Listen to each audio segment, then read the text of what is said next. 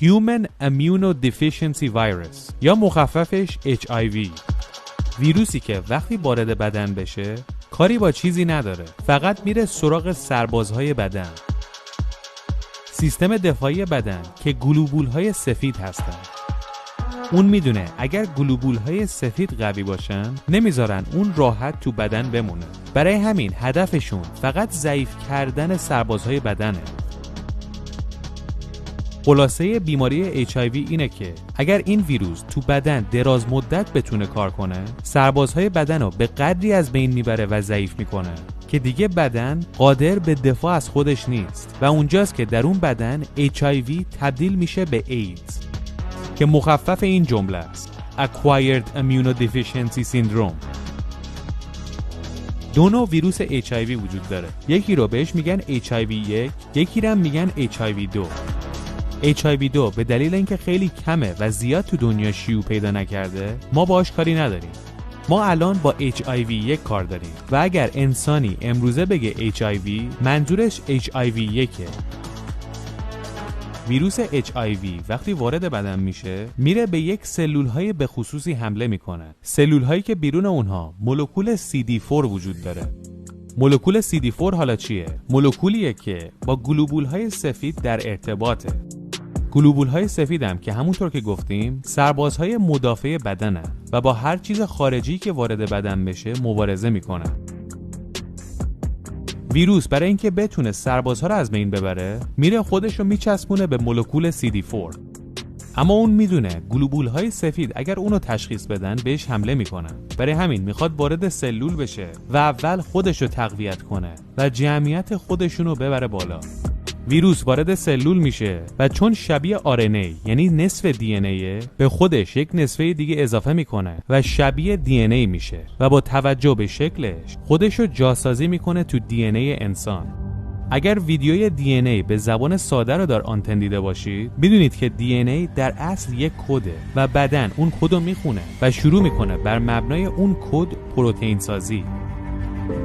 اما DNA ما الان اینجا معیوبه و ویروسی که خودش رو تو DNA جای کرده به جای اینکه کد پروتئین سازی رو بده کدی صادر میکنه که بدن شروع بکنه به ویروس HIV ساختن. یک ویروس موذی که بدن رو گول میزنه و کاراشو به پیش میبره.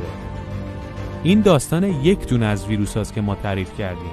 اینها وقتی وارد بدن میشن یک دونه که نیستن، به ده‌ها DNA حمله میکنن و خودشونو غالب میکنن به اون و باعث میشن که خود بدن جمعیت اونها رو تصاعدی ببره بالا. بیشتر از 75% انتقال ویروس HIV به انسان از طریق سکس اتفاق میفته.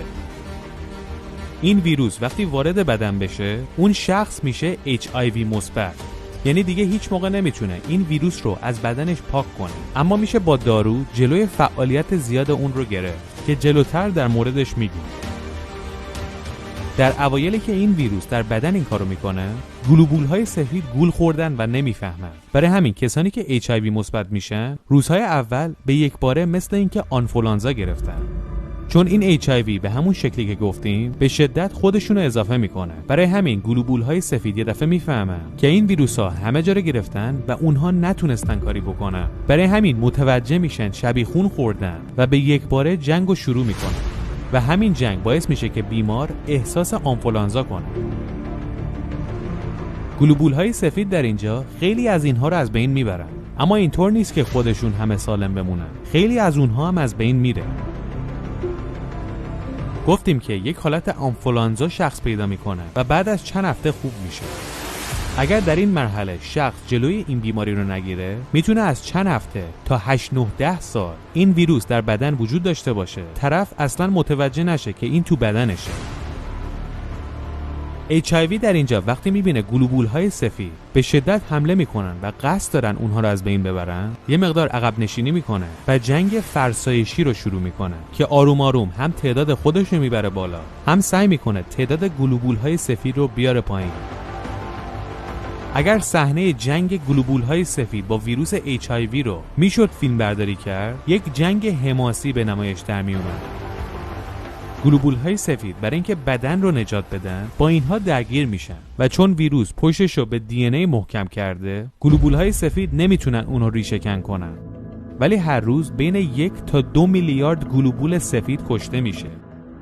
شاید بگین بدن چقدر گلوبول سفید داره که اینقدر در روز کشته میشه؟ باید بدونید که بدن روزی بیشتر از 100 میلیارد گلوبول سفید تولید میکنن.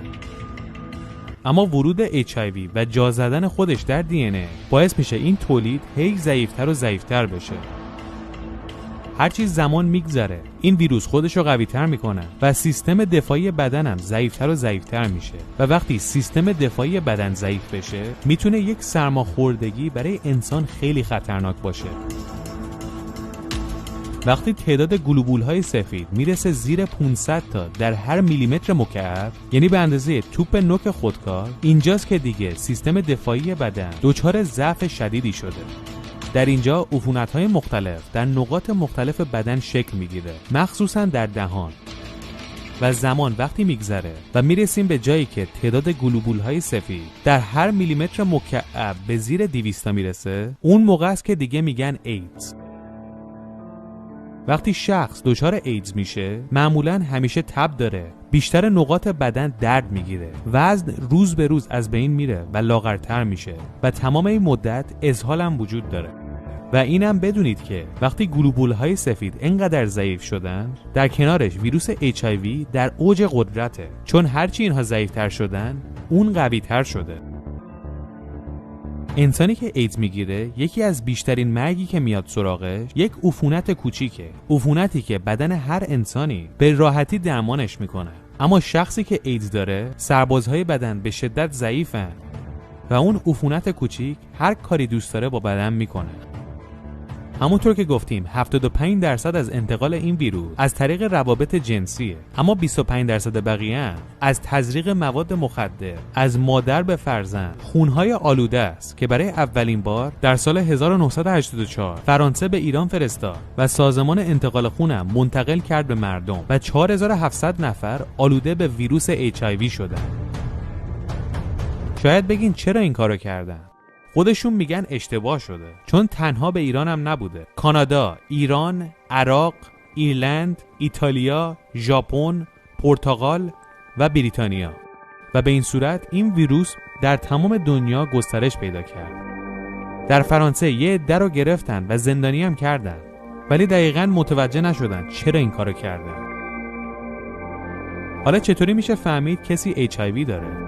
از طریق آزمایش خون که درون خون گلوبول‌های سفید و DNA و RNA رو آزمایش میکنن و ببینن ویروس HIV وجود داره یا نه. گفتیم که ویروس HIV رو نمیشه از بدن ریشه‌کن کرد، اما میشه کنترلش کرد و جلوی پیشرفتش رو گرفت تا به ایدز نرسه. به داروهای جلوگیری از گسترش HIV میگن آنتی رترووایرال تراپی که مخففش میشه ART. این اسم کلی داروهای HIVه که شامل چندین نوع میشه و همشون هم تو بدن یه کاری میکنن. اونها دست و پای HIV رو میبندن، سرعت زیاد شدنش رو میارن پایین که گلوبولهای سفید فرصت پیدا کنن و خودشون رو جایگزین کنن. در اصل دارو نمیذاره گلوبولهای سفید به قدری ضعیف بشن که ایدز اتفاق بیفته. خیلی‌ها هستن HIV مثبتن، اما بیشتر از 30 ساله که دارن راحت زندگی میکنن، مثل این آقا ماجیک جانسون. ایشون بیشتر از 30 ساله که HIV مثبته، اما داروهاشو مرتب استفاده کرده. بعضی دوستان گفته بودن که اسم داروهای HIV هم معرفی کنیم، اما اون کارو باید دکتر انجام بده. ما الان یک اسمی بگیم و شخصی استفاده کنه و بهش نسازه کار درستی نیست.